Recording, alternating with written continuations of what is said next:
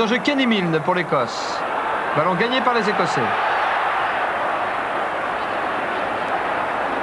Armstrong. Chalmers pour Lennon. Sol qui récupère cette balle. Regroupement des avants écossais. La balle sort pour Armstrong. Lennon qui redresse sa course. Qui cherche du soutien. Scott Hastings est là en pivot. Tukalo à l'intérieur pour Armstrong. Et Armstrong qui marque en coin. Le premier essai international de Gary Armstrong pour l'équipe d'Écosse. Essai qui est parti sur ce regroupement, cette balle gagnée par les Écossais avec l'action de Lennon qu'on voit ici rentrer droit, crochet à l'intérieur pour fixer les défenseurs. À l'extérieur, il trouvera Tukalo qui au rebond prend la balle, la donne à Chalmers qui trouve lui, son demi de mêlée Armstrong pour cet essai en coin.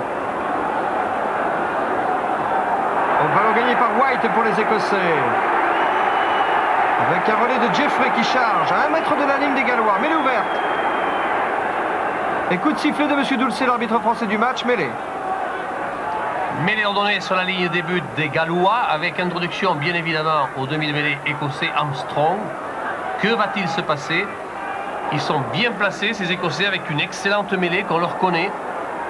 Armstrong, petit filou demi de mêlée, de qualité s'il en est.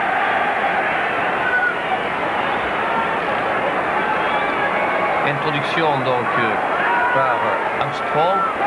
Le pack écossais progresse, on garde la balle dans les pieds du numéro 8 qui n'est autre que Derek White. Lui-même s'est saisi de la balle, c'est normal, et c'est... Oui, il a vu le trou, Derek White, et il a marqué. Regardez comment il travaille cette balle en troisième ligne. La mêlée écossaise est conquérante. Et le trou de souris que prend White pour marquer l'essai. Les enjeux Kenny Milne pour l'Écosse. Armstrong, pas droite.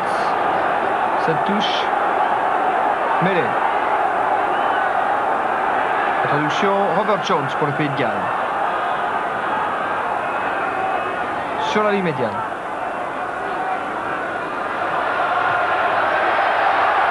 Mark Jones garde la balle. Pour Phillips.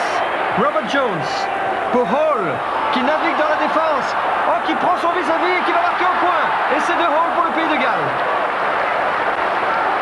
Accordé par M. Dulcet.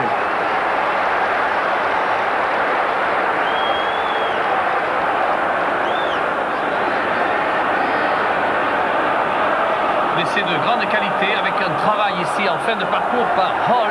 Regardez comment, avec un crochet intérieur-extérieur, il fixe, il déborde pour marquer cet essai incontestable avec le raffut à la clé. Et sur la lancée, fort de ses moyens physiques, il roule dans l'embut et c'est accordé.